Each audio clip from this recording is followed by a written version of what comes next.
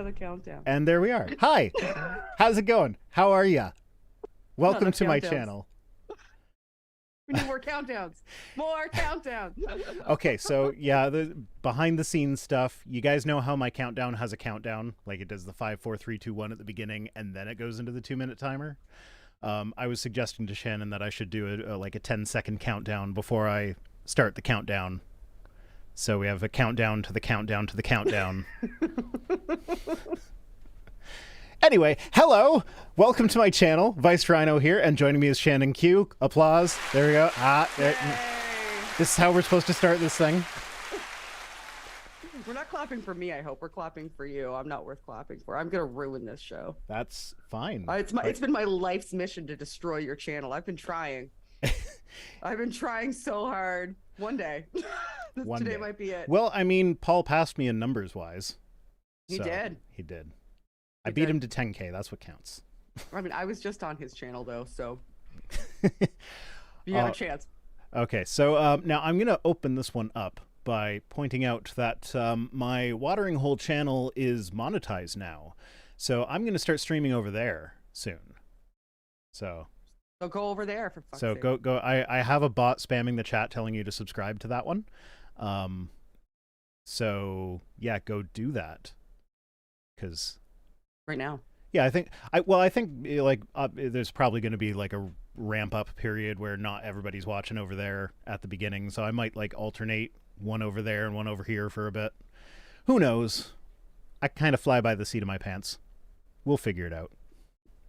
Everybody should just go over there, and then you don't have to worry about it. Just go over there and subscribe, and then you can just go do streams over there. Yeah, everybody gets streams that way. Yeah. Just go click the button. I tried to make it easy. I don't think the bot's actually sent the link yet, but it's in the description as well. So is Shannon's channel. You have a channel. I do. I do have a channel. Do you still do stuff over there? I do. I do. I do still do. I do. Yeah. At least once a month is my commitment to post a video over there. Paul's saying his live channel. Seth. Paul says his live channel will beat my live channel to 10K. Like, yeah, I think he's already at like what? Being a dick in the chat. Yeah. No more than normal. Oh, that's valid. That's good. All right, so you ready to talk about some fleshy robots? That's all I wanted to do all day, actually. Even before I knew we were doing this article, that's all I wanted to do all day. Sorry, I took a couple weeks off, so I got to find out where my buttons are now. There we go. There's my buttons. I don't even know if I'm in the right. I think I'm usually on top for these things, and then my guest is on the bottom. That's what she said. I'm a top, but I'm on the bottom right now. Oh, it's already off the rails. Okay. Yeah, that's fair. That's fine. Everything's fine. All right, so this is cool. So scientists are growing tissue cells basically on a robot so that they can like have it like they grew it on the shoulder, so it was like wiggling its shoulder around while the cells were growing, because movement is kind of detrimental to growth. It kind of rips things apart and stuff generally. But also, in case you hadn't noticed, like living people tend to move sometimes. Yeah. So if you're like growing things for a tissue sample, it would be helpful if they were like resistant to the motion. The motion. Yes. I have no alcohol tonight, so any slurred speech is just me being me. Drinking water. Me too. Like a loser. Yeah. It was a hot day today, so I'm hydrating instead of drinking booze, which makes you dehydrated. Since when are you and I responsible? This is a mess. What's going on? You're right, Shannon. This stream is a shit show. Yeah, so normally the cells that they would be grown in regenerative medicine is what they were using these for. So normally they'd be grown in static environments like peach tree dishes. I got that reference. I forgot to do it. I was gonna like cue up the sound of her saying that because I was like, I'm sure I could use that at some point, but I just never got around to doing that. I could have Bill done. Gates is growing meat in peach tree dishes. Yeah, because when you eat the hamburgers, it's gonna zap you, so that you want the meat from the peach tree dishes. I know he's probably hiding vaccines in there. Okay, do you think she is really that 5G. stupid, or is it an act at this point? I think it's probably a little from column A and a little from column B. Truly, I don't think she's a smart woman, but I think that she's also recognized that she's playing to a specific demographic. Well, I think she knows that, and this will get her attention. So if I were to guess, I would say that the gazpacho police was an honest mistake. But then when she saw how much attention she got for the gazpacho police, she did this one on purpose, and the Peachtree dish thing. Because then she makes herself go viral, and she keeps herself. So now in the everybody's news talking cycle. about her, people, everybody is. So and anyone who I works don't know in how she's advertising going to top Jewish space lasers, though. I don't think that anything can top the Jewish space lasers. There's nothing. Can you think of anything that could be stupider than that? Did you read the whole post? Did you read the whole post? It was so ridiculous. No, I do not have that kind of mental energy. That I do not have the spoons to read an entire Marjorie Taylor Greene dissertation about Jewish space lasers causing forest fires. It was not a short post. I did read it. I know. It was a long time ago. I don't remember it, but there's some gems in there for sure. No doubt. They still elected her. That's what blows my mind. So people were like, she seems like she's going to do a good job. Well, I think she ran unopposed the first time. Oh, is that how she got in? I didn't realize that. Because she moved districts something like 3 times before she found one where she could actually win. So it's not that she was electable. It's that she had to hunt for a specific district that was stupid enough to elect her. Oh, so she just jumped district to district until there was one that there was basically nobody running against her so she could get in. I think so. I could be wrong on that, but that's what I recall. We were talking earlier about my ability to remember things versus my ability to recall things. Yeah. Valid. Yeah, so you guys didn't hear that. So the lowdown is basically I'm really good at remembering things. I'm not so good at the recalling part of remembering things. So it's they're in there, not but they always just come out when useful. they feel like it. Yeah. Yeah. So they would normally grow this stuff in petri dishes or on 3D scaffolds that are just stationary. They wouldn't move. Yeah. But because it's supposed to be regenerative medicine, this is tissue stuff that they're growing to graft onto people or whatever. People move and flex, so they want the tissue to move and flex. So they're like, well, what if we grew it moving and flexing? Would there be a benefit to that? The answer is we don't know. But basically, my thought is fleshy sex bots are not that far off in our future. I should have fucking known. I should have known. I should have known. I was like, oh, this is exciting. Vice and I are going to talk about some fun science stuff that might be a great medical breakthrough in the future. And your head immediately went to, I wonder if this means that we're going to have warm, fleshy sex robots soon. Well, that's the thing is that sure. So while the team observed changes in the exercising cells that were different from those grown in a static environment, they aren't actually sure yet if those changes were any good. So they haven't figured out what they're going to do with this fleshy tissue. They just know that they can now grow tissue on moving robot stuff. So they say they don't know what they're going to do with it, but come on. We know where this is going to end up. Yeah, I know. It's late stage capitalism. Everybody knows where it's going. We all know. We all know. I like the way they phrase it. The cells were grown over a 2-week period during which they enjoyed a daily workout routine for 30 minutes each day. 30 minutes a day is all that they moved them for. Come on, that's weak sauce. The bioreactor somewhere though, they can't just put them in. Just leave it on all the time. Put them on a windmill and see what happens. Well, it's the shoulder joint, so it would just have to be a robot that's doing this all day. For 30 minutes. They said the bioreactor was slotted into the shoulder and, for want of a better term, waggled about, though in a very scientific manner. Aw, in a very scientific manner.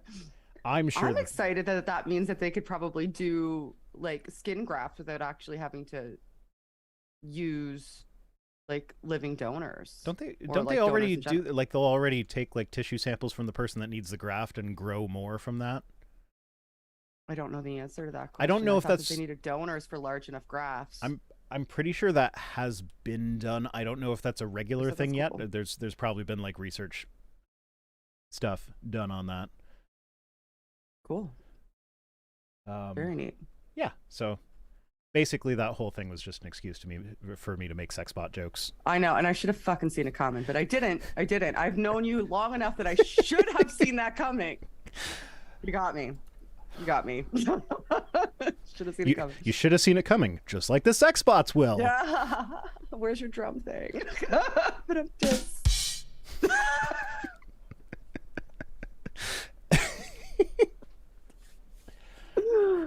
Perfect. Now I know how it fits in. It's on brand.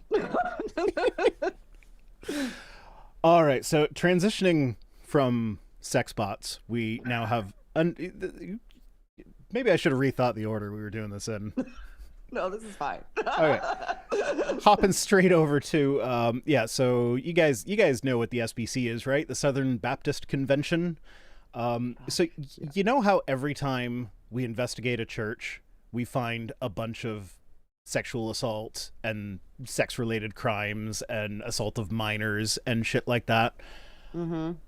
SBC is no exception to that rule. There was a third party investigation.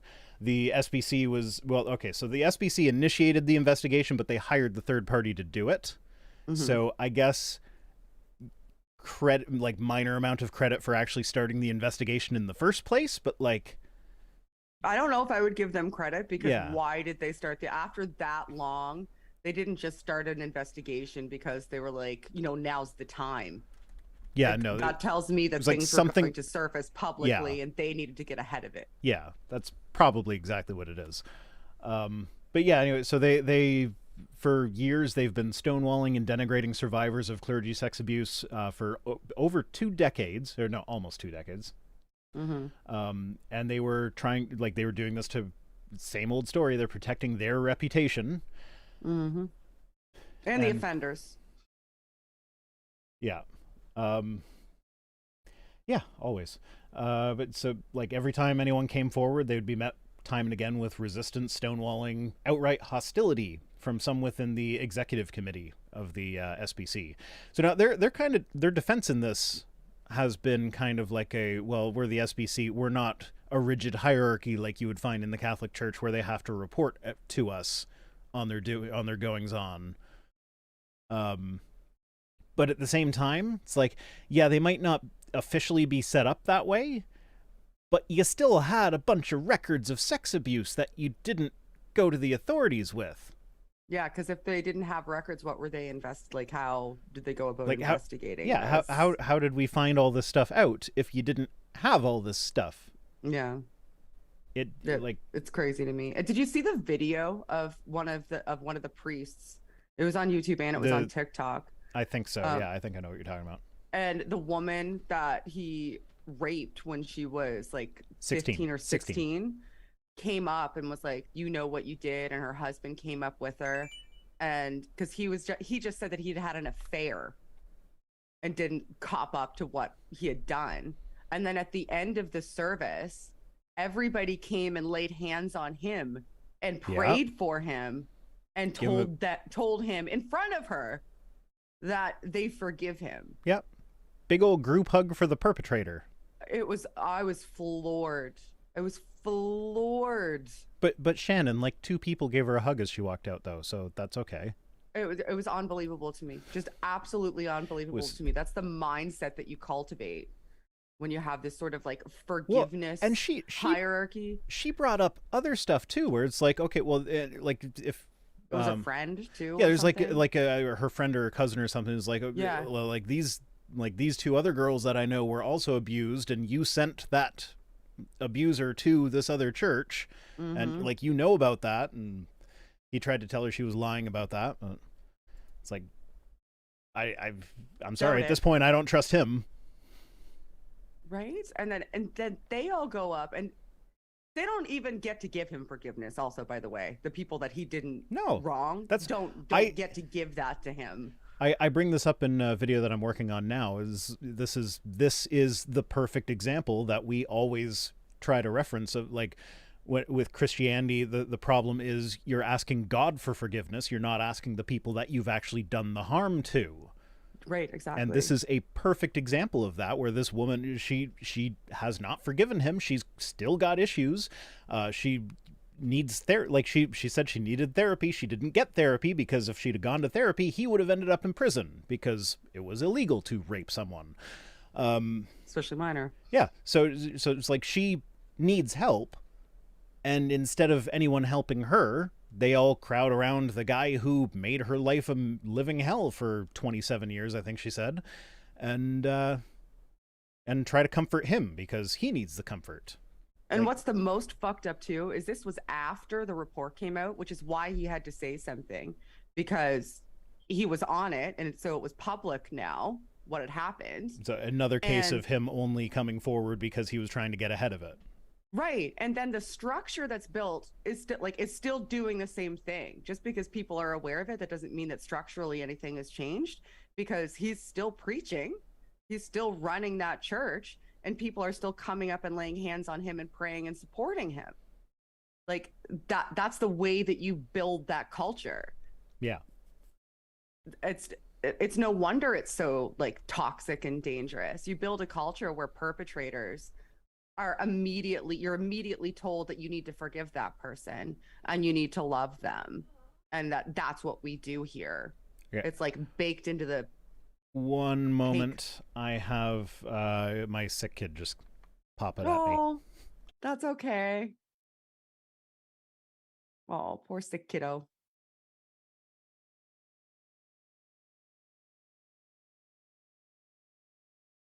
Oh, so sad. I'm reading some of the chats. It's awful. Yeah, so if you could carry the show for a moment, I have apparently my one son is meowing at the other one. Oh, well, that happens sometimes. I got another Switch pin notification while we were live, so I'll be right back. I have some parenting to go do. You go do some parenting. Entertain my guests. I will. I am the guest. I'll entertain the audience. Why don't you guys tag me with your question in the chat, or send a super chat, even better, because I'll see them, and then he'll get some monies. So I see Apologia. Stream canceled, handed off. Yeah, that's right. I'm in charge now. Today maybe is the day that I actually get to ruin this channel. I've been trying so hard.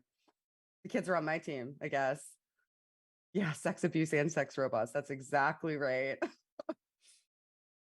Yeah, no, like this really does bother me. Like the forgiveness dichotomy that they build, that if something happens to you that you like as part of healing, you need to forgive the person, like that is something that is mandatory, or at least it's posited as mandatory for you to continue healing, or for you to even start healing. The way that it's framed is repulsive as far as I'm concerned, because instead of focusing on what the victim needs in order to be able to move forward with their lives, you're focusing instead. Good, you got it. You're focusing instead on finding a way to make them reconcile with being okay with being abused before they're even ready, if they ever are ready, to forgive that person. Forgiveness shouldn't be mandatory. It shouldn't be a requirement. It certainly shouldn't be the focus. So I despise that. I did a whole video about forgiveness because I think it's just such a toxic culture that just facilitates abuse. Have you ever seen the movie Loving the Bad Man? That sounds familiar to me. It's one where a woman is raped. She gets pregnant, and the that's the one where one of the Baldwins was in it. Oh, was it? I don't. He was in the prison. Yeah, he had all the Nazi tattoos. Yeah, that's right. Yes. And she keeps the baby. It's yeah, like she keeps the baby. It's anti-abortion, and it's pro forgive your rapist for raping you. So yeah, she that's a gross movie. Yeah, it's so disgusting. Yeah, so it says the investigation revealed that for many years, a few senior EC, that's executive committee leaders, along with outside counsel, largely controlled the EC's response to these reports of abuse and were singularly focused on avoiding liability for the SPC. It's like checks tracks. If you are concerned about limiting liability, then at best you have a staffing issue that needs to be dealt with immediately. It also tells you a thing or two about the fact that the church isn't what it like positions itself to the public to be, because it positions itself as a place of community and safety, but ultimately it's a business, it's an institution, and you're a customer of that institution, and they see you as, you know, somebody who is going to continue to contribute to and invest money in that institution, and the liability would be like a hit to the bottom line. So they need to do everything that they can to control and spin that in the public or suppress it from being brought forth, because otherwise they lose customers essentially.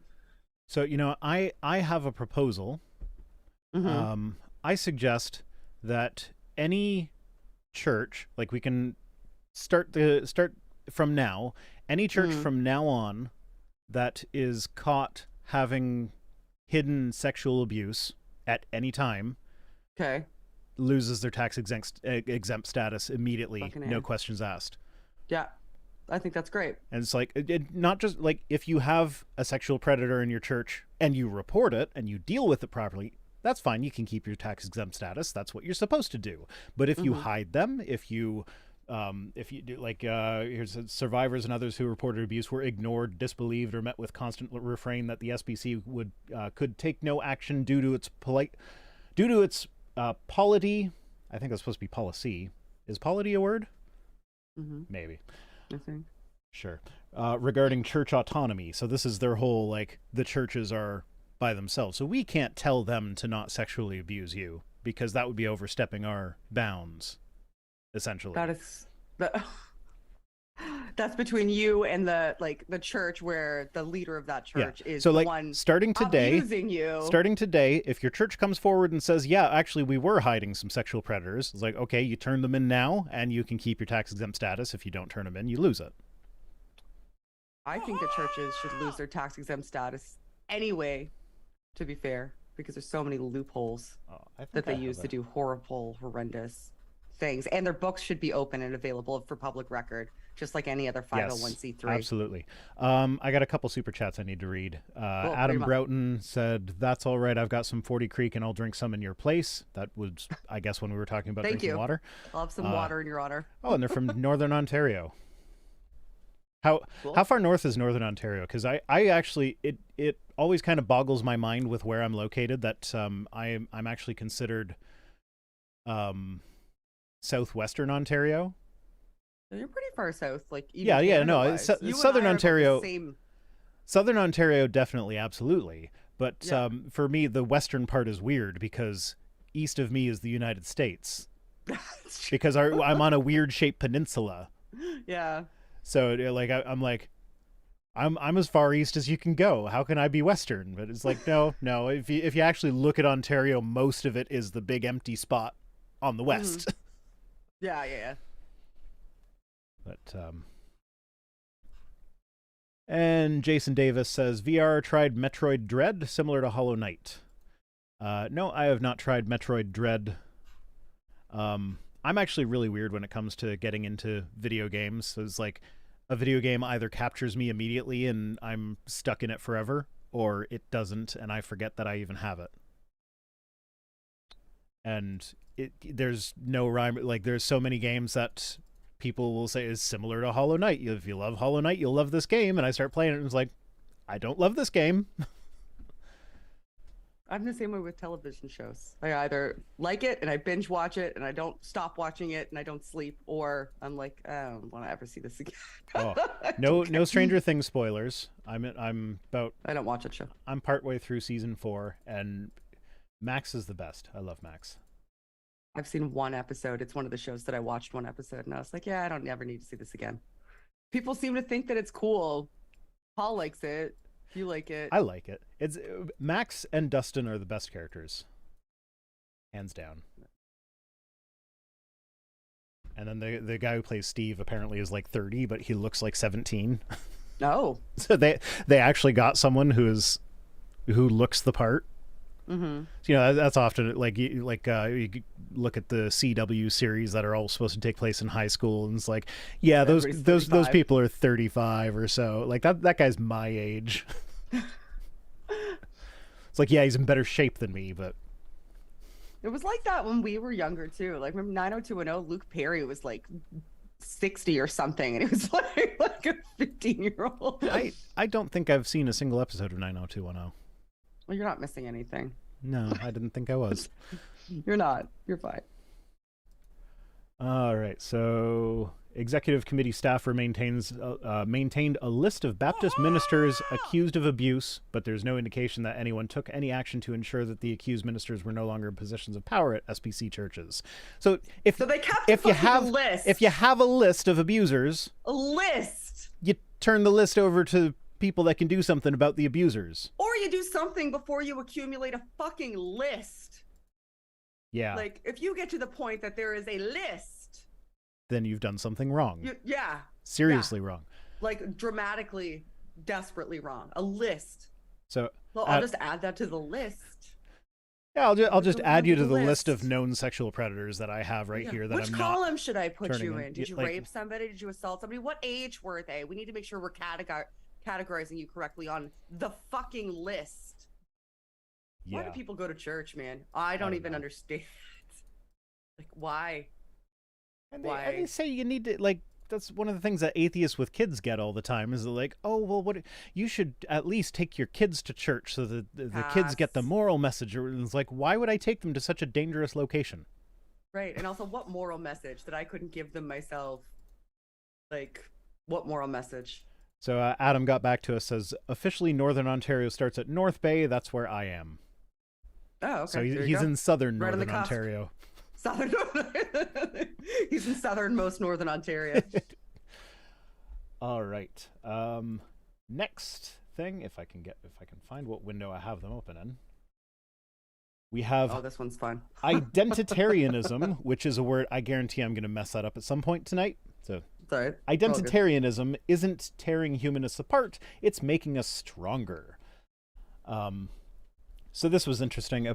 So the Robin Blummer, who is the CEO of the Center for Inquiry and the executive director of the Richard Dawkins Foundation for Reason and Science, both of those heavily tied to Richard Dawkins, as you might have guessed.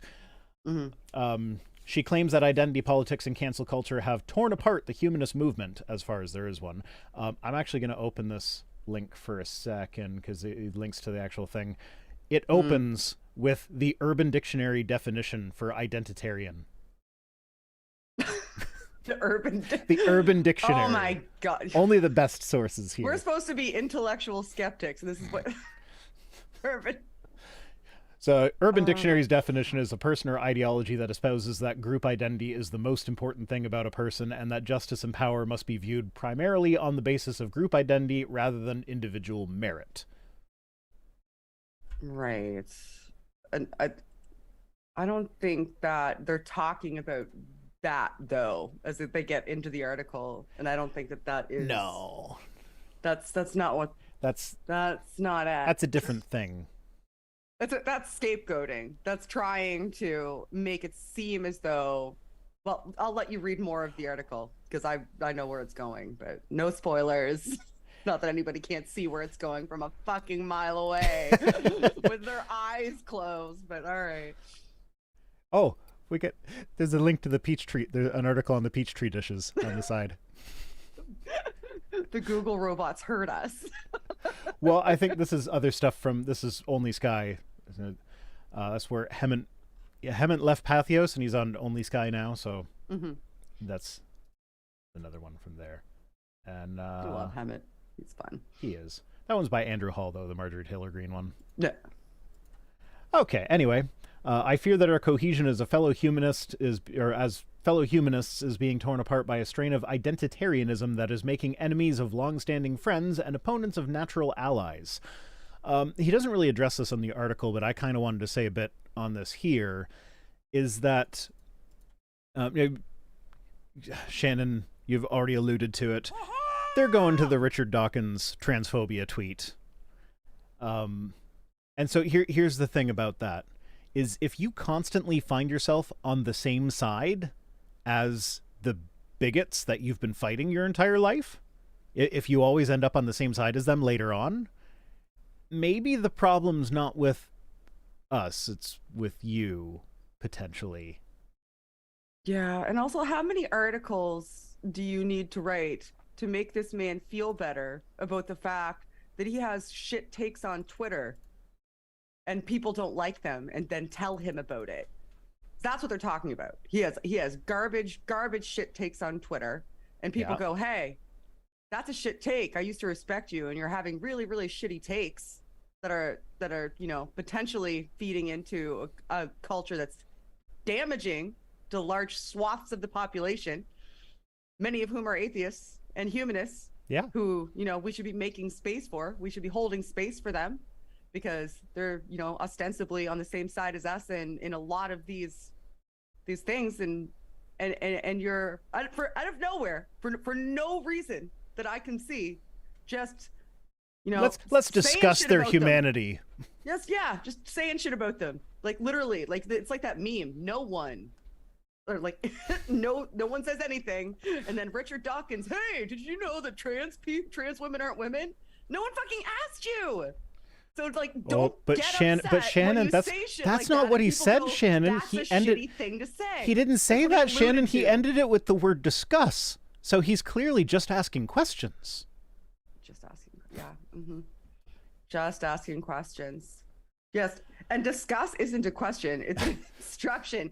He made a statement, and then separate from that statement that he made, said, "Why don't we all talk about this statement?" And then they tried to retro. He tried to put his professor hat on for Twitter. Like, well, it's like, actually, no, this isn't a classroom. His horrible Twitter take that he wanted everybody to discuss in public was just him trying to educate the public in 260 characters or less, whatever.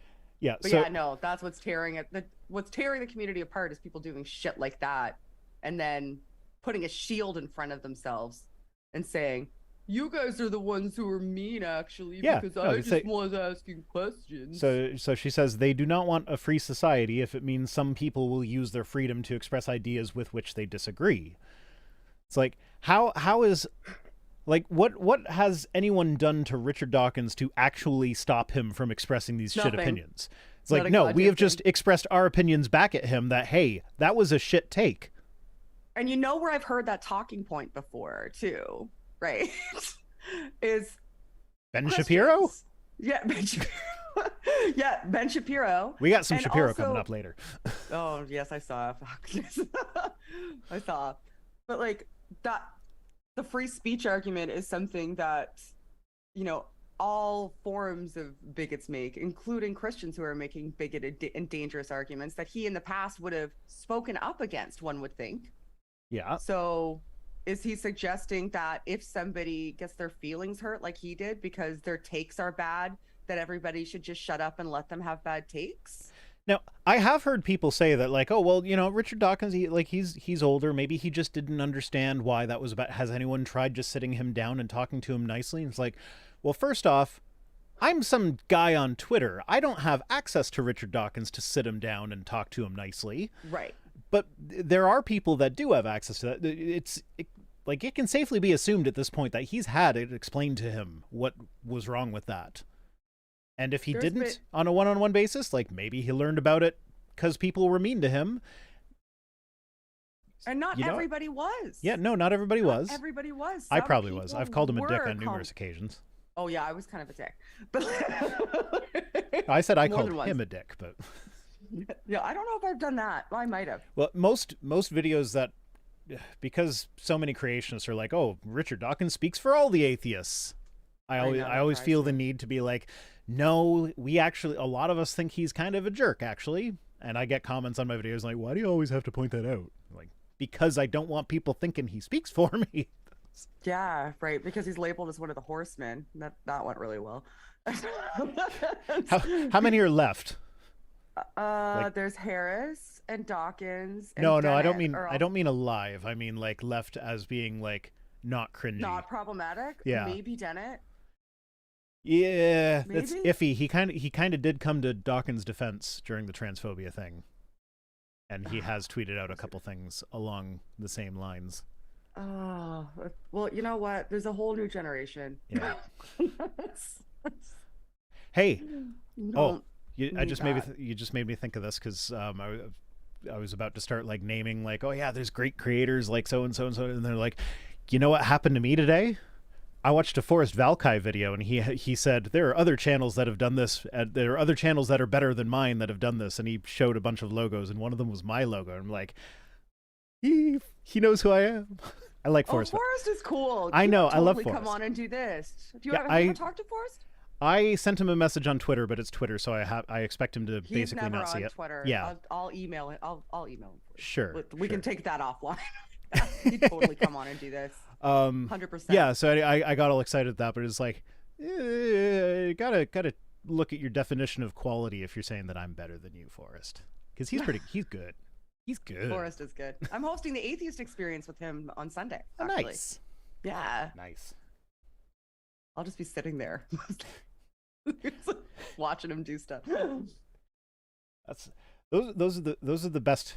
When I was on the call-in shows, I always feel like there's like a pressure to perform. I mean, kind of like there is here as well. It's different dynamic, and it's always nice when you're with someone that like when they start to take over. It's like, oh, this caller's asked something that's like actually specific to the person I'm hosting with, so I'm just gonna take a little break. Well, they rip you a new one. Yeah, people don't realize how much like emotional energy it takes to host a call show. Lots of emotional energy. So yeah, one probably the hardest, but also at the same time the most rewarding are the people who call in asking for help or advice. Yeah, because I agree with that. It's hard because like it's a lot of pressure. Like I like if I give some advice and it's the wrong advice, like that's it like I kind of freeze up. It's always possible to like refer them to people that actually know what they're talking about, like the FFRF or whatever happens to fit their situation. But like those are the rewarding ones that are also emotionally taxing. Yeah, but that's what it's all about though. Ultimately, like if we're doing it for anybody, it's for the people who are deconverting and need somebody to commiserate with, even if it's just virtually from behind a screen. Yeah. Anyway, so they're not alone. I feel like we're avoiding Dawkins. Oh, I don't need to avoid. I'm perfectly happy to, because I think it's ridiculous. Like I think it's ridiculous. Well, I think that he got his feelings hurt because he thought that he was king shit, and a bunch of people said, you know what, I used to respect you and I don't anymore. Why don't you stop doing this shit? And instead of having any kind of introspection about the impact that he was having, he did what cancel culture of people do and just put up his wall and was like, you guys are actually the ones being unreasonable. I was just asking questions, and you guys don't even like freedom. So like it's just like come on. Yeah.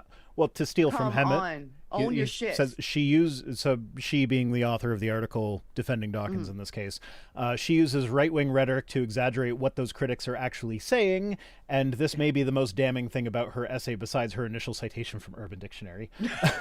But she neglects to explain why those critics are so upset in the first place. So it's like if your defense relies on straw manning your opposition, it's not a good defense. Yep. So like from the Center for Inquiry, she's head of the Center for Inquiry. Like they're known for promoting critical thinking and skepticism, and now of course they have to like poo-poo humanism because he got his award taken away. Yes. So now that whole institution of humanism is, but it's not even worth buying into because it's just falling apart because and I can see my feelings. I can see an argument being made that maybe they shouldn't have taken the award away, because like if you take the award away from everyone that you consider to be problematic, then like there are a lot of people that have received that award in the past that later on it's like maybe not, but I think it was a symbolic. Yeah, it's like this is a step too far. We want to make a public statement that's more than just us saying, "Hey, we don't appreciate this." Like we want And to it's actually not do that something they dug tangible. back into like a million years in his past and found a thing. It's that Yeah. he has a consistent or had a consistent. I've unfollowed him a long time ago, so I don't know. I don't know what's going on right now. So maybe he's made amends, and if so, good for him. Maybe I'll change my mind. But currently, so far as I know, he had a pattern of tweeting out, like he tweeted out, like I said before, irreversible damage. Abigail Shearer's book, Irreversible Damage, after this, and then was like defending J.K. Rowling. Like that, there is like an accumulation of data at this point saying, not only are you not supporting this aspect of the community, this vulnerable aspect of the community, you're actively sharing things to your massive audience that are harmful to this portion of the community. Just because you're not saying the quiet part loud doesn't mean you're not fucking saying it. Yeah. Well, and we can go back to the 2015 tweet that Hemant pulled up here. The is trans woman a woman? Purely semantic. If you define by chromosomes, no. If by self-identification, yes. I call her she out of courtesy. So it's condescending, where it's like, I call you your preferred pronouns because I am so magnanimous. Yeah, say thank you to me. But also, like, this guy's a biologist. Like, surely he knows that sex in biology is not actually a binary. And, like, he's an evolutionary biologist. He knows that evolution works by making gradual changes to things. Sex evolved gradually. How does it evolve gradually if it's purely binary with no option for anything in between? Such a good point. I hadn't actually thought about that until you just said that. That is such a good point. It's just like, from an evolutionary perspective, you wouldn't expect it to be purely binary. Like, yeah, it evolved toward a binary, so most of the time it is. It wasn't like there was asexual regeneration and then bam. Yeah, like that's there's not like anymore. that's such a creationist view of the world, like of evolution. Like, you have to take a creationist view of evolution in order to make sex a binary. They think biological sex came from rocks. Well, that is one of the talking points, is that, like, oh, you got the first organism, and now what's it going to mate with? It's like, well, the first organism didn't mate with anything but itself, you twat. Kind of like some organisms that are currently, existing. That regenerate asexually. The lesbian lizards are my favorite. The lesbian lizards. If you're unaware, there's a species of lizard that they actually evolved out of the need for males. So they're all female. And they undergo parthenogenesis, where they fertilize their own eggs, and but in order to do that, they have to have lesbian sex first. I like the crayfish that cloned themselves and took over France. Do you remember that one? Oh, it's ringing bells. Yeah, like somebody had like a crayfish and they like let it loose or whatever, like got rid of it or threw it in a river or something, but it wasn't like endogenous to the area, and it turned out that it could like clone itself. Essentially, it could just give birth to a million little copies of itself, and it just like took over part of France. And it was just one. Yeah. Just one. So yeah, seeing it as a complete binary, and then they start talking about gametes. It's whatever you say, they then shift the goalpost, and they're like, well, actually, I'm just talking about gametes. Okay, well, what if somebody has 2 X chromosomes and a uterus but didn't develop ovaries? Like, now they're not producing gametes at all. Like, does that mean they're not female? It's what their body it's what their body would produce under ideal circumstance, or whatever the fuck they say there. Or they go back to like creationist sort of arguments where they're like Thomist almost arguments where they're like, well, the nature of, what you're supposed to be as a woman is reproduction. Like, well, okay, like I thought that we were feminists over here in secular land, and that we didn't, women could be more than a uterus. That women maybe were more than just baby making factories, and that's not how we define what a woman is. But I mean, what do I know? I'm just a woman over here in the secular community. So all of it drives me. All of it blows my mind. To make yourself a victim because the people who are the victims of your rhetoric told you hurt them, and you didn't like feeling like a villain. Oh, John Wayne's in the chat saying, changing sex to reproduce is a valid strategy in nature. Yeah, lots of species do it. Mm-hmm. I mean, it's not like he's a biologist, though. What would, like, yeah, why would we? Evolutionary biologist at that. Yeah, and then they go into the like you go back to the his Rachel Dolezal tweet. Oh yeah, that Yeah, fuck. yeah, I'm comparing. having PTSD about it. Like, yeah, this is why I had to unfollow and mute him Yeah, because when I see, because I every time used to he respect tweets, the guy. every Like, yeah, every time he tweets, it's bad. yeah, it's like, could someone take Grandpa's phone, please? Yeah, People know we know you. people people think we're like you. yeah, everything he's and like they're references to Richard Dawkins and Doctor Who for fuck's sake. Like, I know. And like, do you know what's ruining humanism? What's really, really ruining humanism, which is the belief system that we should be focused on what's best for people and existing together and coexisting in the best possible way as a society with a focus on each other. Is people saying that they don't like it when you're a bigot against them. That's what's ruining humanism, apparently. Like, do you not yeah, see how that's counterintuitive to what the tenets of humanism even are? To say, what's ruining humanism is humans wanting respect. That's what's ruining humanism. yeah, and then later on they get into apparently in some schools they've started to de-emphasize calculus in math class. Okay. And so so it says suddenly a subject as racially neutral as math has become a flashpoint for identitarians set on ensuring equality of outcomes for certain groups rather than the far more just standard of equality of opportunity. That's a right-wing talking point right there. You hear that from the right all the time. That is a But right wing talking. Yes, but because like I didn't get that far in the article. yeah, so it's down at the bottom. It just kind of tacked on at the end. But I just want to point out exactly what Hemant points out here is that Oh my God. the only thing that's being changed about these math courses is they're de-emphasizing calculus. And one of the things about calculus is that a lot of schools that are primarily Black and Latino students don't even have a calculus course. So of course those kids are doing worse at calculus. But then when you look at it, calculus is not one of the more useful subjects of math. Like, yeah, it's the one that everybody thinks is the smart one.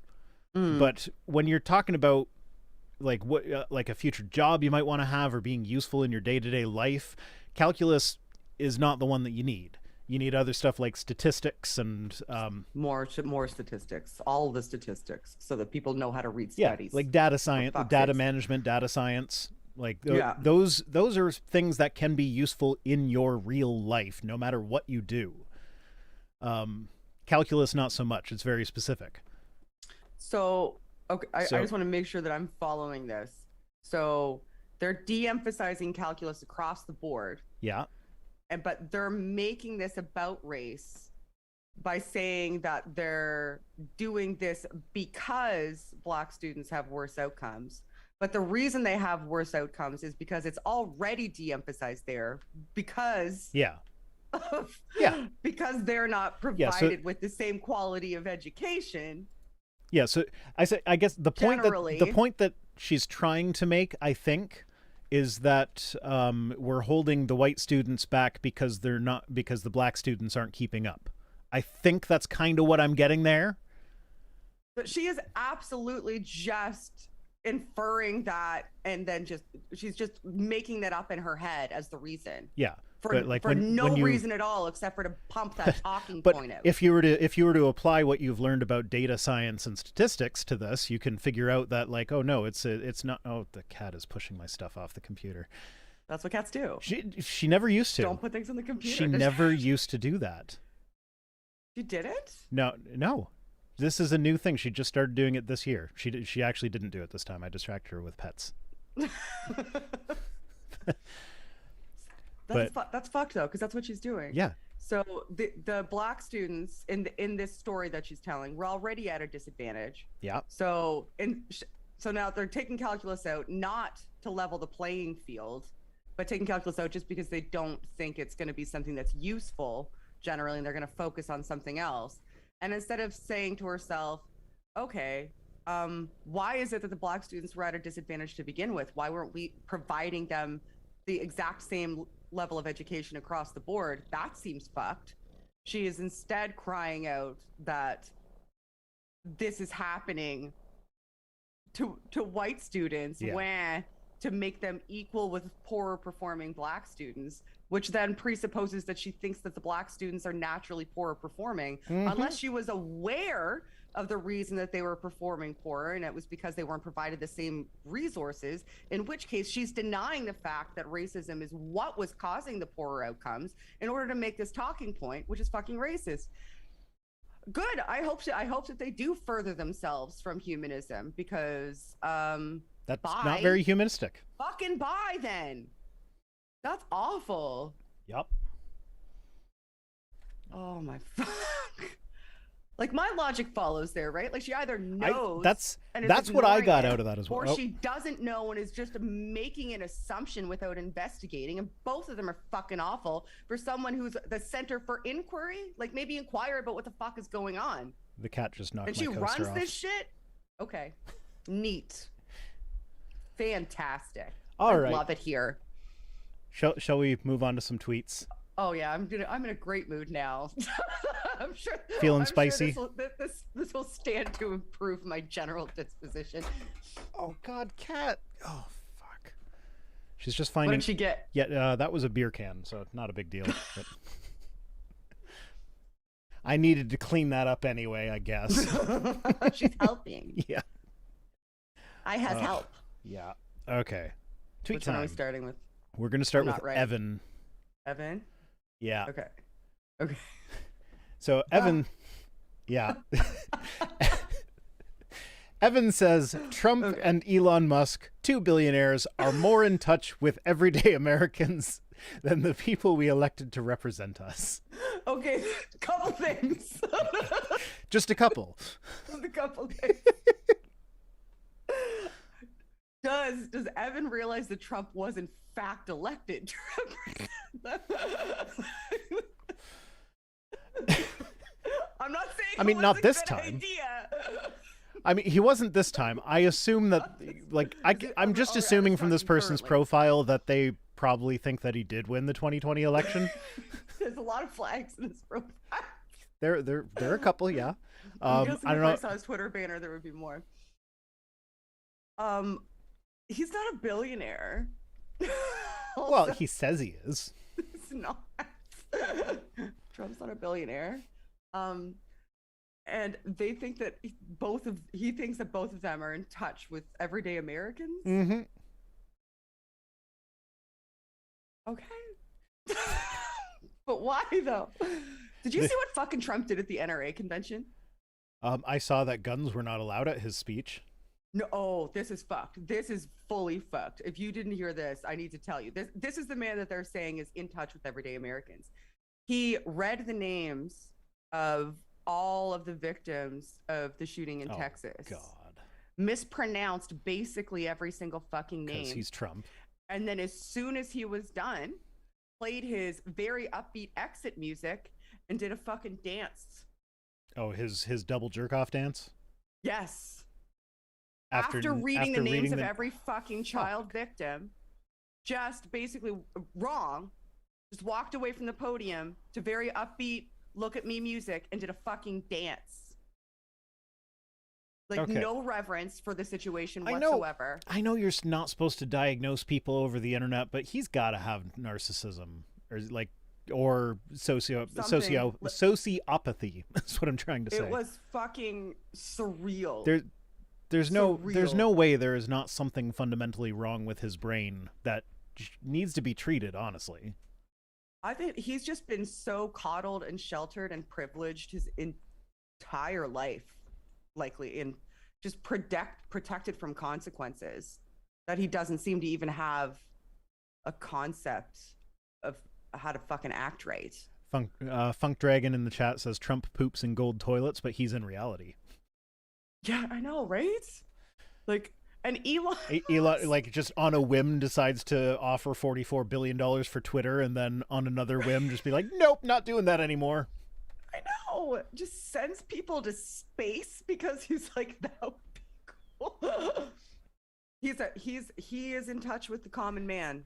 Yeah, that much is certain. And so there has been Hero a worship lot of bullshit. good that has like the advances that SpaceX has made have been amazing.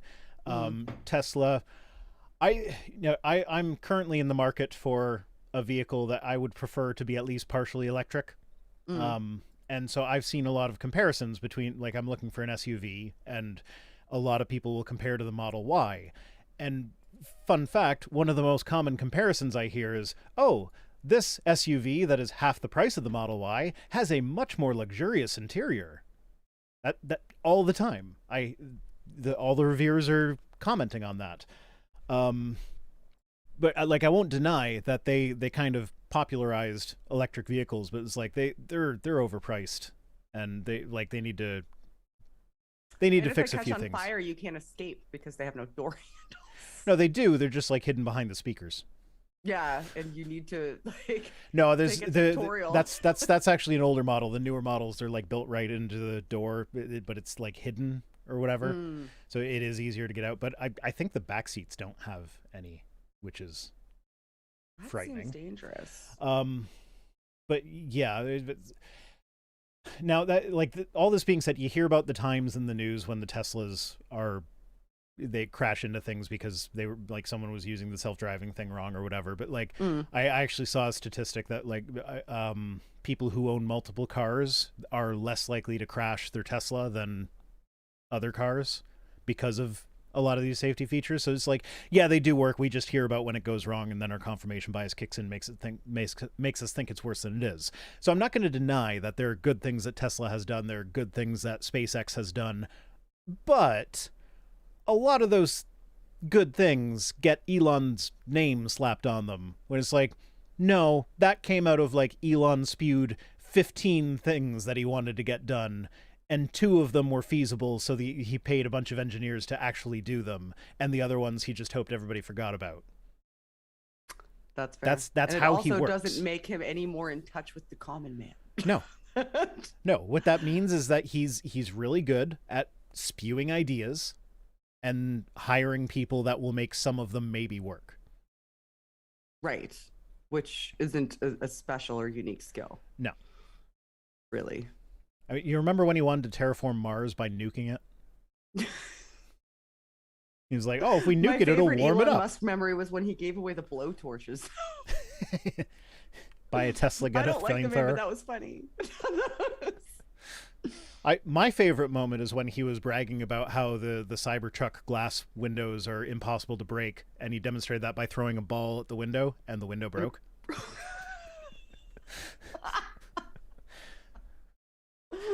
That was amazing. He certainly is fun to watch. I'll give him that. Not on Saturday Night Live, he isn't. Did you watch it? Oh my god, that was bad.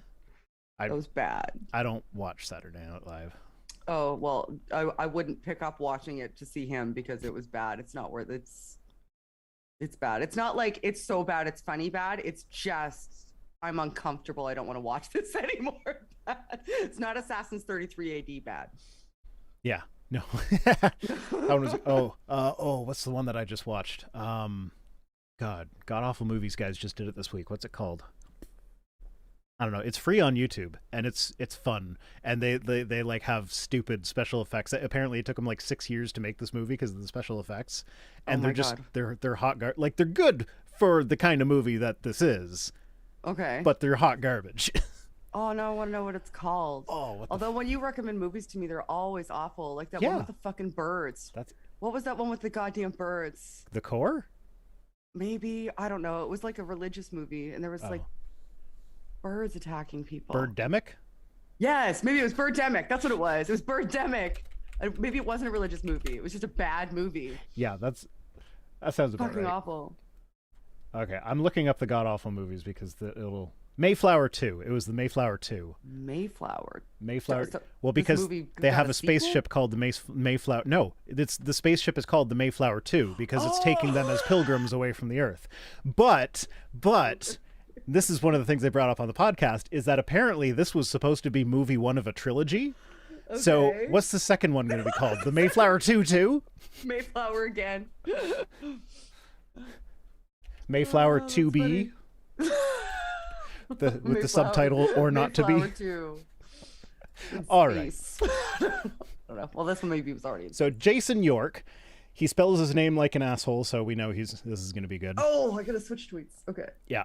Jason York Says Sodom I'm and ready. Gomorrah have nothing on the good old USA. The judgment that awaits the nation celebrates. The judgment that awaits the nation, I think that's supposed to be that celebrates Pride Month, is unimaginable. I don't know what SDG stands for. Yeah, I don't know what maybe somebody in the chat knows what SDG means.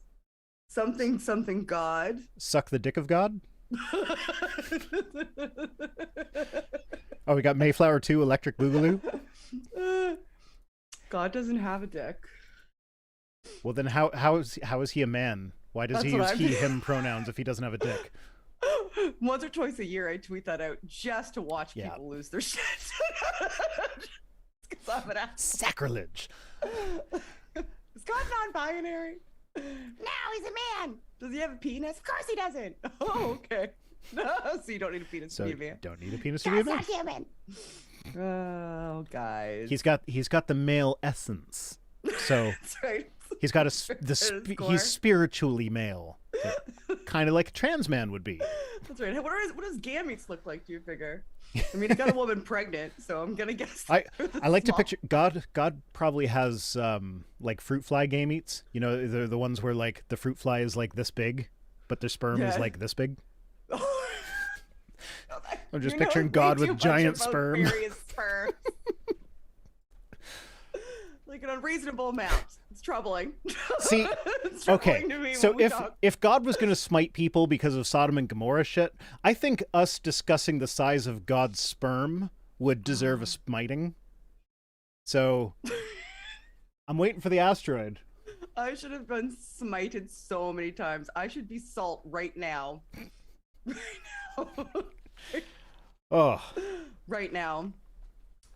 But I don't understand, like, I don't understand any of these people. Sodom and Gomorrah have nothing on the USA. So I'm guessing he's assuming that Sodom and Gomorrah, like the reason that God rained fire down on them is because they were the gays. Even though it was probably about hospitality. Like it was because they tried to rape the angels or whatever. No, if you look at the cultural context, it's like, yeah, there was some issue with the homosexuality thing going on that wasn't approved of, but the main reason they were all wicked was because they in ancient Israel, the rules of hospitality were incredibly important, and so you would you wished harm on someone's guest. That is not allowed. So that was the sin of Sodom and Gomorrah, was that they violated the rules of hospitality. So the butt sex was a side issue at best. Well, I guess now we know why this guy doesn't have American flags in his Twitter handle, because he doesn't like America. Because he's waiting for it to get destroyed. because they let gay people exist in public, and can you fucking imagine? Oh, my favorite the though. Audacity. My favorite though are all the people that post on May 31st with the like, oh, our veterans only get 1 day, and the gay people get a whole month. Meanwhile, May is military. I forget what it's like. It's the military month. I forget what it's called, but. Oh, is that when Memorial Day is in the Yeah. States? I don't know a lot about. Yeah, they just had Memorial Day, and so people were posting their Memorial Day memes about how soldiers get 1 day and the LGBTQ people get a whole month. Meanwhile, soldiers actually get 3 days, and I think there are 2 months that they have dedicated to them. And also, these are the same people that probably wouldn't vote in a tax increase so that they could increase mental health care. And, Oh, with the shootings that are happening, it drives me nuts, because you get these Republicans being like, "Oh, well, we need to invest more in mental health." And like, then why the fuck did you vote against that? They're cutting mental health bills all over the place. They're taking money away from mental health, left, right, and center, constantly. They just took like several millions away in Texas right before this happened. I'm reading this comment because I really want to say this guy's name. Okay. First name Titan, last name Uranus. Oh, I know. I love Titan Uranus. Titan Uranus says, "Oh no, not homosexuals." I know. Us queers are all over the place. We're taking over your schools. I wish I was bi. Teach the children that gender exists. I think the existence of straight people is itself proof that sexuality is not a choice. Because if you could choose your sexuality, why would you not choose to be attracted to everybody? Yeah, like, right? That opens up the dating pool. Yeah. Makes total sense. Well, I mean, I'm bi, so that makes total sense. I wish I was bi. My dating pool is wide open. I wish I was bi. Now I'm monogamous. Was wide open at one point, though. Yeah. Yeah, like, I don't. It's just so. We have the peach tree dish lady. We're switching. Okay. Representative peach tree dish. Marjorie Peachtree the Green. Jewish Space Leisure District. Representative. Says. Okay, this tweet. Supporter of the gazpacho. This tweet came so close. It came so close to getting it. The greatest choice a woman can make is becoming a mother. I know, she was right at the precipice, it's like, right? You know that she thought that was thought that was so clever, and then it's like, yes, that's what we've been saying. It should be a choice. Like, God. I don't. Maybe this is one of those things where she knew that what she was saying. I don't think this one was. I think this one was legitimate. She thought this was a gotcha. And also a misogynistic, like, patriarchal. Yeah. Okay. The greatest thing a woman can do is become a mother. I mean, I am a mother, and it was the best decision that I ever made. But it was my decision. There's that. But it's not the greatest thing about every woman, nor does it have to be. Like, not every woman wants to be a mother. And I would argue that if you don't want to be a mother, then it's probably best if you're not. Don't then do not. Well, that's one of the things that I hear all the time. Just makes sense to me is that every child should be a wanted child. Mm-hmm. It's like I would rather have been aborted than to be born in a family that doesn't want me. Yep. Like, I just and the body autonomy and medical privacy are that, like, that's it for me when it comes to the abortion debate. It's just, that's it for me. Yeah. And a lot of people don't even realize that that's what Roe v. Wade is actually about. It's about the right to medical privacy. Yeah. It's that my body is none of your business. If my doctor prescribes me a certain amount of care, that's between me and my doctor. Mm-hmm. And the reason that more people should be concerned about it than even just people who can give birth is that if they overturn Roe v. Wade, some of the repercussions could be that other parts of your medical, like whatever the government deems to be other parts of your medical history or your medical choices, could then be legislated. There are like Roe v. Wade was protecting more than the right to an abortion. There are already states that are pushing legislation to criminalize birth control. Exactly, no doubt. Exactly. It's like we're not even talking about Plan B, which is not an abortion. But like just normal birth control, the kind of birth control that someone who's not even sexually active but just has bad cramps might be on. Yeah, anti-vaxxers should be freaking the fuck out too, because if you don't have a right to medical privacy and you can be compelled to have medical to medical decisions. But vaccines are covered by the HIPAA. Well, the HIPAA are they laws. Really though? Like, no, they're not. They don't understand. They don't understand what those things. Like, because this opens some of that door, right? Because you could, especially because they're going to put it up to the states, right? But the states can now punish you for having an abortion. They can also punish you for leaving the state to have an abortion.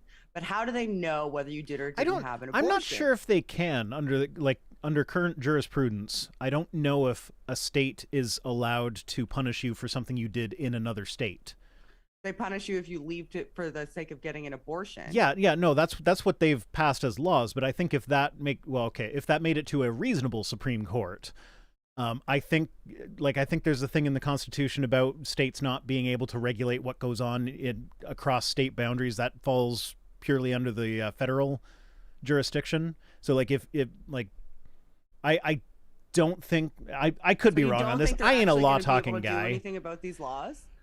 Well, I think what I think is going to happen, what I think should happen, are two very different things. So what I think is going to happen is that when somebody is prosecuted for having an out-of-state abortion and it makes it to the Supreme Court because that falls afoul of the regulating interstate commerce or whatever, whatever the fuck the thing is, if that makes it to the Supreme Court, the current Supreme Court will be like, no, yeah, you had an abortion, that's bad, so we're going to side with the people, even though their law is completely unconstitutional. We're going to side with them because we're being activists from the bench, which is something that the right has been saying we shouldn't be doing for ages now.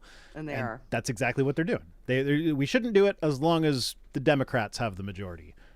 But here's the thing that's like the most important point, I think, is how do they know you're pregnant? How do they confirm that you're pregnant unless they have access to your medical records? That's why Texas was doing the thing where it's not the state that's prosecuting you, it's somebody else is suing you for having had the abortion. So then that puts... That's how they get... But how do they know that you're pregnant even without access to your medical records? That's what's so dystopian about this, because like this is The Handmaid's Tale, where you're not sure whether the person walking beside you can be trusted with information or not. So like if you tell your friend that you're pregnant and then suddenly you're not pregnant anymore, your friend might turn around and decide to sue you. How do they know you had an abortion on a miscarriage without access to your medical then it records? becomes your job to demonstrate that you had a miscarriage and not an abortion. This is fucking dystopian bullshit. Yeah, it is. Absolutely. It's like, it literally is Handmaid's Tale level. Texas is the Republic of Gilead. Americans. Yeah. God. I'm really like that. Now, to be clear, some of the legal stuff that I've said here, I am fully willing to admit I might be wrong on that. I am not a lawyer. And even if I was, I would probably specialize in Canadian law, not American.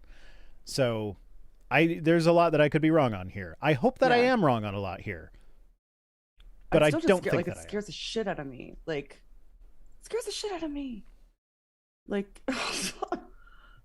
not being able to have autonomy over your own medical choices and privacy about it, and not only not being able to have that, being potentially jailed or like financially crippled because you want to exercise that autonomy is like it's so terrifying. And I don't think that people realize just what it means from a legal precedent standpoint when it comes to like if they can crack open any woman's medical records at some point in order to be able to accuse or charge or prove that something like this has happened, like what does that mean for your medical records when they change their mind down the line? Like they just put their foot in a really scary fucking door and you let them do it. You let them fucking do it because you think you're saving babies, and you're not. In most cases, you're saving a bundle of fucking cells. And you're not even saving it. Like you're putting more children in the system. You're putting more women's lives at risk. It's just, I fucking hate it. Yep. It's a dystopian hellscape. Unreal. Anyway, slippery slope. Let's talk about Ben Shapiro now. Oh fuck. Yeah, that won't make me any less pissed off. What does he have to say today? So this is for fuck's sake. A couple weeks. So just to get this straight, the left argues that demographics are destiny, that demographics change in America, or that demographic change in America will inevitably lead to a progressive majority, and it's Republicans who are echoing the Great Replacement theory. So You go. Okay. I chose some spicy ones today. Yeah. So there's the Great Replacement theory. I might have this wrong. That's the thing where they're saying like we're trying to get people of color to replace all the white people through like breeding programs or whatever. Yeah. Or something like that. It's like, okay, this is ideas. It depends on which idiot you're talking to. Yeah. But like, as far as like, this is just how society works. Society progresses as time goes on, and so progressive ideas will, generally speaking, win out over the regressive ones. That's not the same as replacing a race of people with another race of people. That's just getting better ideas. You learn more stuff and you have better ideas based on what you've learned. Like, yeah, okay, well, let's call that replacement. We replace bad ideas with good ideas. Is that a bad thing? Oh, and I think what he's saying is actually more nefarious than that, though, dude. Okay. Like, he's saying, so let's get this straight. The left argues that demographics are destiny, which I don't think they. I mean, I'm on the left, and what I don't fucking understand. But anyway, whatever. The demographic change in America will inevitably lead to a progressive majority. Referencing the fact that when more people vote, when a greater number of people vote, Democrats tend to win. A wider variety of groups. And yeah, and the people that are disenfranchised tend to be demographically like people of this ethnicity, people of this income level, people like, so when you look at the demographics, you can tell who they'll tend to vote for. So I think that's what he's referencing there. Okay, that makes sense. And that demographic change in America will inevitably lead to a progressive majority, which means that the demographics will be have a wider variation in the future, which means, you know, more people of different races and cultures and ethnicities, like all the way across the board in America. And then he says, and it's Republicans who are echoing the Great Replacement theory. So he's basically saying... Wait, he just echoed the Great Replacement theory. That he's saying that is the Great Replacement. Okay. Is what he's saying. So he's saying that, like... that it actually is happening. Oh, so he's just straight up saying the replacement theory. He's just straight up saying that the demographics are going to become more diverse. And that the left are saying that that's what they want. And so this tweet, to me, the way I read as, oh, and so you're telling us we're crazy about the Great Replacement theory, but look, you guys are it's actually happening. It's actually happening, because evidently it just means that, you know, demographic change over time, like, which just is kind of a natural thing to happen, especially in a society that's, you know, an immigrant society. Yeah, this is an immigrant society. Guess what the first Great Replacement was. It was this used to, like, North America used to not have any white people. Guess who did the Great Replacement there? Probably better off. Exactly right. So that's why I think it's more nefarious, because I think that he's pointing to it and saying, yeah, that you think we're crazy, but it actually is happening, and it's what you guys want. That's what I think he's saying. Yeah. Okay. And it's one of the list of reasons I think he fucking sucks. He does very much. Okay, this one's a bit fun. So ABC News tweeted out, says a mother of 9 who started medical school when her youngest child was 4 years old, graduated with her medical degree and plans to be a neurosurgeon. Ben Shapiro retweeted that by saying, but abortion is the only way that women can succeed in America. No one's fucking arguing that. Like, no. Is anybody standing at a podium saying, we need abortion rates because it's the only way we can succeed? Nobody's fucking saying. Okay. Like, that's silly. This goes deeper, though. I actually went and read the news article out of curiosity, because I had certain suspicions, and these suspicions Ben Shapiro would never misrepresent a news source. Well, no, I don't think not like him. No, he's not really saying anything about the news source here. He didn't. But my suspicions were confirmed. What I suspected was that this mother of 9 had a very, very thorough support network of people helping her with this. And so when I went to read the article, before she went to school, her husband was already making enough money that she was able to be a stay-at-home mom. So they're already making enough money that one parent working is enough for them. Her mother and her stepfather, her stepfather made enough money that her mother was able to stay home as well.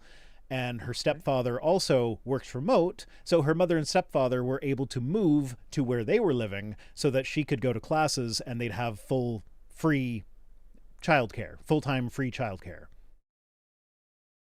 So basically, she was in the perfect situation for something. I'm not saying this to lessen her accomplishment. Having 9 kids and making it through school is definitely something to celebrate. Yeah, huge. But she did not do it without help. She had a huge support network. Her husband was supportive of her. She asked her kids about it as well. They were all supportive of her. Her parents were supportive of her, like, to the point where they were giving her free childcare, which God, Like that that's would not be delightful. that's not something that's an option for everyone. That's not an option for a lot of two-income families. Like, regardless of how much money you make. Yeah. But it's certainly like you can't hold that up. So he's basically trying to posit this just from like a tweet headline that, you know, look, this woman with 9 children was able to do something. So what's your problem, other women? What do you want? What do you want abortions for? Obviously, it's doable that you can just keep popping out kids nonstop and still live out your dreams. But it's not feasible. Not for It's most not people. a reality for everybody. Like, this woman was in a privileged position. The She's reason very lucky. the reason this is news is because it's unusual. Mm-hmm. Like, Yes. if it happened all the Good time, point. it wouldn't be news. Right, exactly. It wouldn't be such a massive accomplishment, even without the support network that she had. Yeah. That it actually made the fucking news. You might get a kick out of this. Rick Schofield, sorry if I'm saying that wrong, says 9 kids is not bad when you are a baseball coach.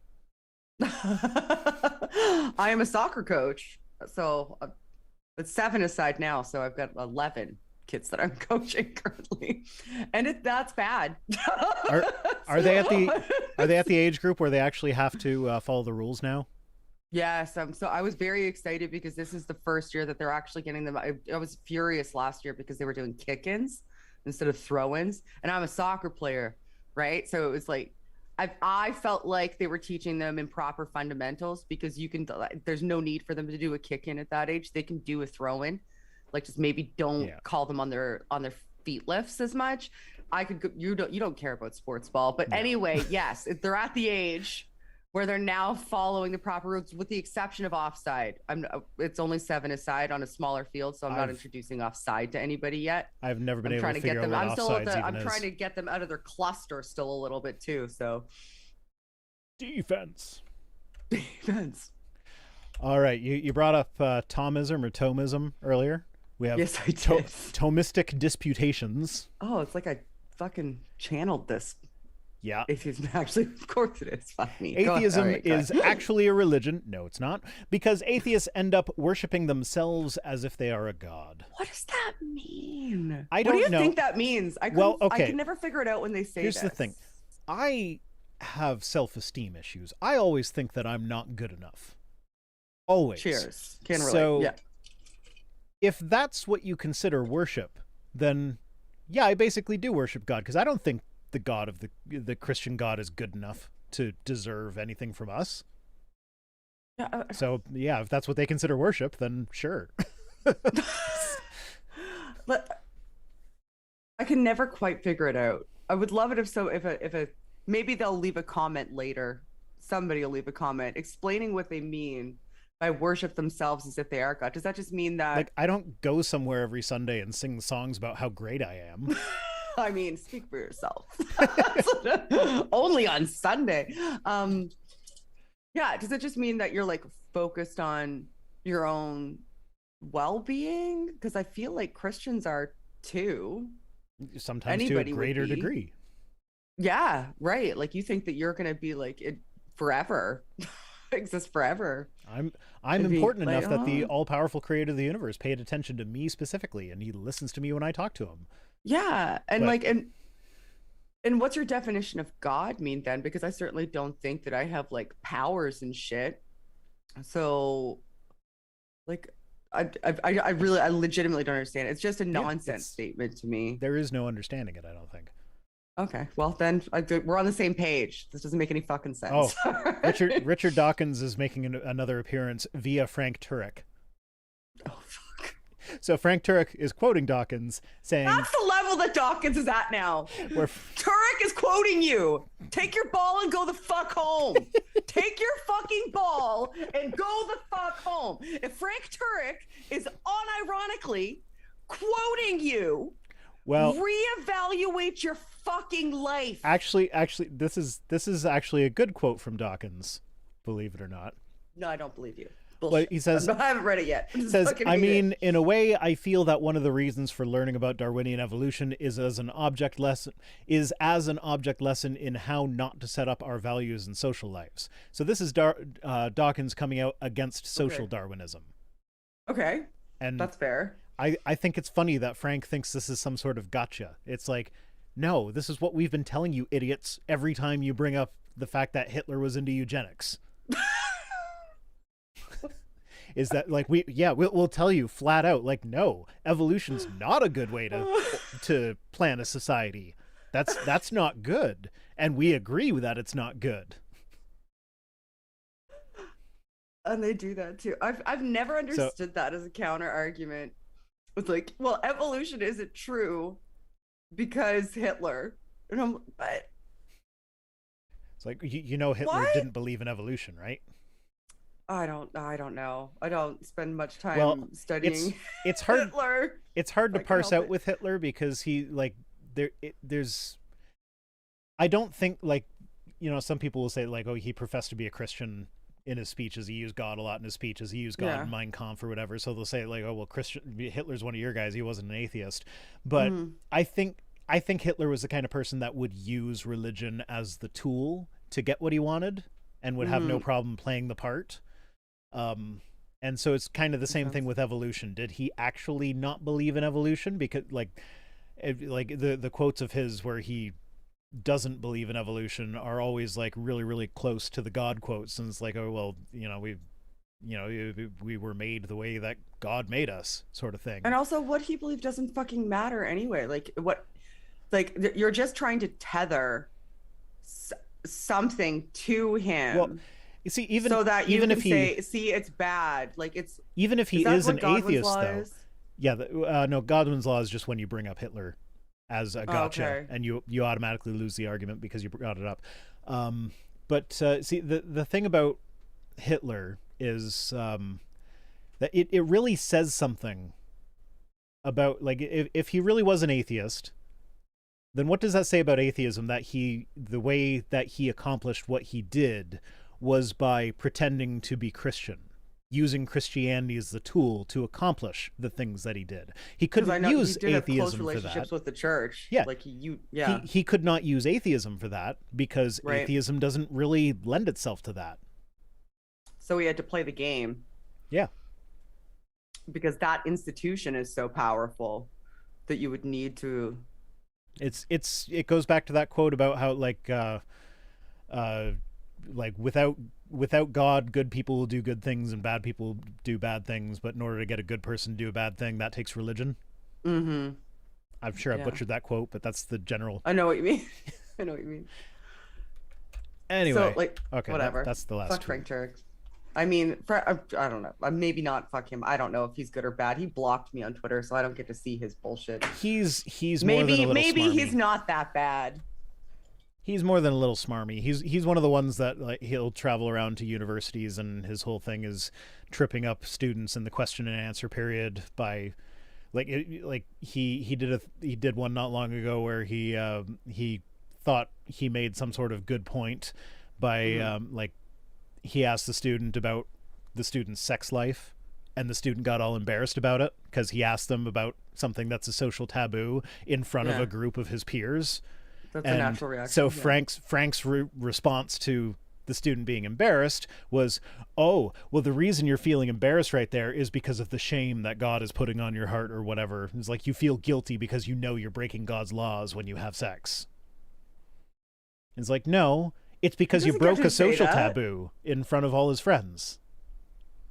It's like, it's really that simple. In a public forum that was likely being recorded and put on the internet. Like, this. You know how I purposefully made you uncomfortable, utilizing something that would make anybody reasonably uncomfortable based on the way that we structure our society, and have taught people about what they can and can't speak about publicly? You know how I just did that to you? That's because God. See, I kind of wish that checkmate atheists. I kind of wish that I could be in that situation where Frank tries to get me with that, and then I could just turn around and be like, yeah, we fuck all the time. I did right in the ass yesterday. Did you know just growing skin on like, sex oh, robots? you You see how you're uncomfortable right now, Frank? That's because you know that atheism is true in your heart, and you're just denying it, and that's why you're uncomfortable with me being so graphic up here. I know you want to talk about that. So yeah, my new channel just got monetized. I wouldn't this put one's... this over there. Let's see. We have Hitler. We have sexual assault. Yeah, this segment abortion. This segment will be running with limited ads. If this is monetized, I will eat my hat. Yeah, maybe I actually on my main channel, I have good luck with that with my streams. Do you?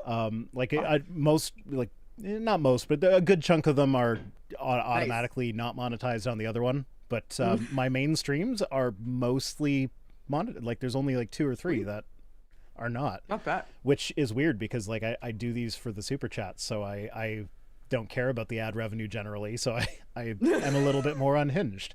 I'm more likely to mime. My daughter's right over there, so I can't do it again. But you know what I mean. You know what I'm referring to. Donald Trump dance. Did you see the video where they actually photoshopped in the floppy penises? You and I are in different corners of the internet, bud. Remember back in the day when you were everywhere on the internet? I still am everywhere on the internet. Anyway, I just avert my eyes in some sections. Like I said, my daughter is right over there. I gotta get going, so I'm gonna hit the credits button. So thanks for joining me, Shannon. I guess bye. Thanks for joining me, everybody else. I still haven't figured out how the heck to end these things. We need a countdown is what we need. We need a countdown 10. to a countdown to the end credits. More countdowns. Oh, yeah, I just found my end credits button and it's reminding me to check for super chats, just in case I missed any. Oh, yeah, I did miss one. Max, I hope you're still in the audience, says, as someone who doesn't watch Stranger Things, it was still nice to hear Vice Rhino say Max is the best out loud. That felt nice. Aw. So you're welcome, Max. Max Someone's is the got best. a soundboard piece now. Okay, end credits now. Bye. Bye.